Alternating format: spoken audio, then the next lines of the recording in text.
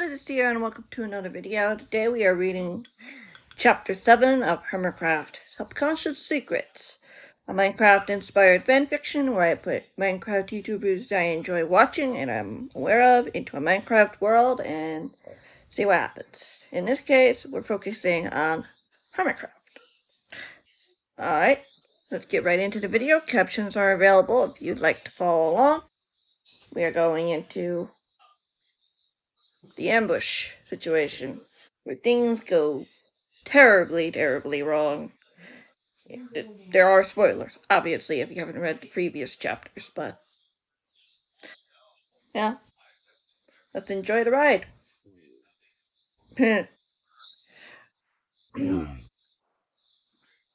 Scar sat in the armchair, watching the storm clouds roll across the sky. A roll of thunder shook the foundation of the house, but Scar was not deterred. He stroked Jelly, who was curled up on his lap, her purr echoing the thunder outside.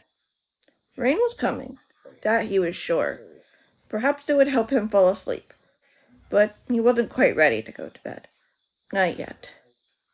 Why not enjoy the evening we have together, right, Gels? Scar murmured to the feline, who paid him no mind. Unlike her, Scar was wide awake. Something about this stillness unsettled him. Something had frightened Jelly today. She'd been acting strange since he came home. She refused to eat dinner, hid under the furniture, hissing at any sound or movement. Scar hadn't first seen her act that way before. At least he was finally able to coax her out and smooth her ruffled fur. Now she was perfectly content on his lap. It's probably a bat that got in, Scar told himself. He must have left the door open. Jelly purred in response, fidgeting on his lap. He didn't want to get up or disturb her. She'd wake soon enough to cause chaos of her own. Jelly's ears twitched as the floorboard creaked. She didn't make a move at first, until our ears twitched again. She looked up, staring at the wall across from her. Painting of the two of them snuggling together swung ever so slightly. Still, it's probably just a mouse. You like those, don't you? Scar stroked Jelly's head, but she didn't move. She didn't even blink, just stared at the wall. It's okay. It's just the weather outside, Scar told her gently. It might be a big one. Jelly let out a low hiss growl that startled the hermit. Jelly hopped down from his lap, bolting under the couch as Scar sighed. Sit yourself. I'm going to bed. Scar slowly got to his feet, stumbling toward his bedroom. Each step felt slow and heavy, like he was walking through soul sand. Why did his legs feel so sore all of a sudden? Weren't the leg braces supposed to do the work of holding him up? Scar frowned. As he looked down at his braces. The redstone wires that were holding them together flickered. Is that weird glitch again? Got to be kidding me, Scar muttered, letting himself lean against the wall, examining the gadgets. Nothing seemed to be broken. Had he messed something up playing in the lake? Impulses made it waterproof and fireproof. There was no way Scar could accidentally damage it by having fun. He'd have to call Impulse in the morning. But first, he needed sleep. Come on, just a little farther, okay? Scar told the braces, as if they could respond. He pushed himself from the wall, taking a step before tumbling to the floor with a yell. Scar caught himself before his head hit the floor, groaning as he sat up. One look at the braces and he knew. They'd been deactivated. Come on! Scar shouted to the empty room. But the room wasn't empty. Scar turned his head as another floorboard creaked. Nothing as small as a mouse could make that big of a noise. Hello? Is someone there? Scar nervously turned to look over his shoulder. The room was quiet, still. glanced toward where he knew one of the invisibility detectors was hidden. No light. No, that can't be right. A shudder ran down Scar's spine as he slowly reached for his sword. That's when a shadowy object hurtled toward him. Scar yelped, ducking just in time. He looked up to see a spear lodged into the wall, just inches above where his head had been. Is that all you've got? Scar challenged the hidden figure. You really need to work on your aim. There was no response. Scar reached for the spear, yanking it off the wall. His eyes scanned the room, searching for the assailant. Certainly wasn't a hermit or protector, unless they were testing him. But why now? Why not now? Caleb? Is that you? Scar attempted to drag himself away from the wall. Something heavy landed on his back, sending him the rest of the way to the floor. See, you found my present. A voice spoke calmly. Above him, Scar turned his head to look, but he could only see black clothing and a lean figure.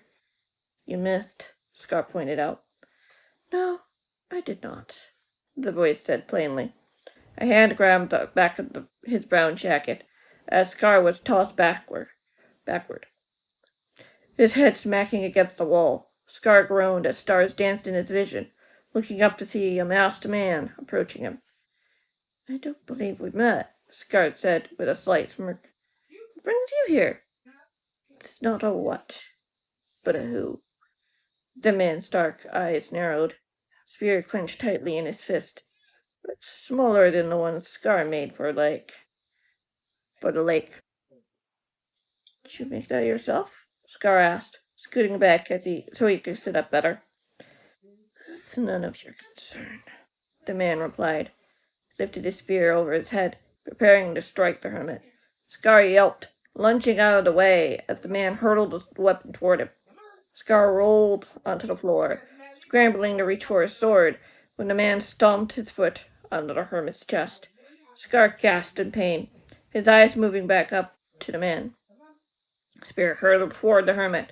Scar grabbed it with both hands, mere inches from his chest, grunting with the effort. You're beginning what to do. Better than that. To hurt me. Scar taunted with a smile, pushing the spear upward, hoping to release it from the man's grip. The man laughed, pushing harder against Scar's resistance. Your kind is nothing if not persistent. I'll give you that. The man flashed his white, pearly teeth. But your time ends now. I think I have the final say on that, Scar retorted, yanking the spear to the left, ripping it out of the man's grip. Scar whipped the spear around to pierce his assailant, and the man caught it with ease. You and I could play the same game, I see. The man chuckled with amusement as he tossed the spear across the room, away from Scar's reach. I'm going to enjoy finishing you. Scar's eyes widened as the man unsheathed his sword, raising it above his head again. The pressure of the man's boot prevented the hermit from moving. He was trapped. He was going to die. Suddenly a door slammed open as someone shouted its name. An ender pearl collided with the man as Impulse appeared, tackling the man away from Scar, the sword scattering harmlessly to the floor. Impulse! Scar gasped, scrambling to its sitting position, just in time to see Impulse headbutt the man before Scar's assailant. The man before Scar's assailant collapsed to the floor, unconscious. Scar, are you okay? Caleb suddenly appeared at his side. Scar swallowed. What was he supposed to say? He hadn't been hurt, yes, but he didn't feel fine either. Where did he come from? I don't know, but he can't hurt anyone now, Impulse said with a heavy sigh, getting to his feet. The man's hands were now tied behind his back. They had a prisoner. Hope the others have similar luck, Caleb said calmly. Others? Scar blinked as Impulse crouched down, rummaging through the assailant's pockets until he found the communicator. Scar watched him look at it before pressing a few buttons. Scar looked down to see his braces. Power back on. Can you walk? Impulse asked, plainly, looking in his direction. We need to get you somewhere safe before more arrive. What? They haven't.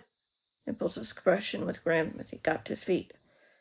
4 base alarms were set off almost simultaneously. There wasn't much time. Who? Scar asked, dread sweeping like a waterfall. He was able to send out a few teams to help at the camp, Impulse said shakily.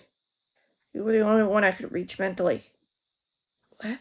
Scar's eyes widened. What does that mean? I don't know. Impulse shook his head, crossing the distance as he offered a hand to Scar. Only that they found us. Found them? The world seemed claustrophobically small around him. Scar closed his eyes, took a deep breath. He was safe. His friends were here. Impulse had saved his life again, from certain death. But that didn't stop the fear from creeping in. Was Green okay? Had his base been attacked too? Who else had they gone after? Were there more assassins out there plotting their downfall? How much danger were his friends in? What do you need me to do? Scar asked, taking Impulse's hand as the older hermit pulled him to his feet, keeping him steady while the braces adjusted. Impulse smiled at him weakly. Whatever was going on, they were in this together. That, my friends, is the end of that chapter. Of course, I told you last week. Next one, chapter 8, will be Gem. So, yep, we got Scar, then we get Gem. So, you got that to look forward to. That's going to be it for this video. I hope you guys enjoyed, and I will see you in the next one. Whenever that might be. Goodbye.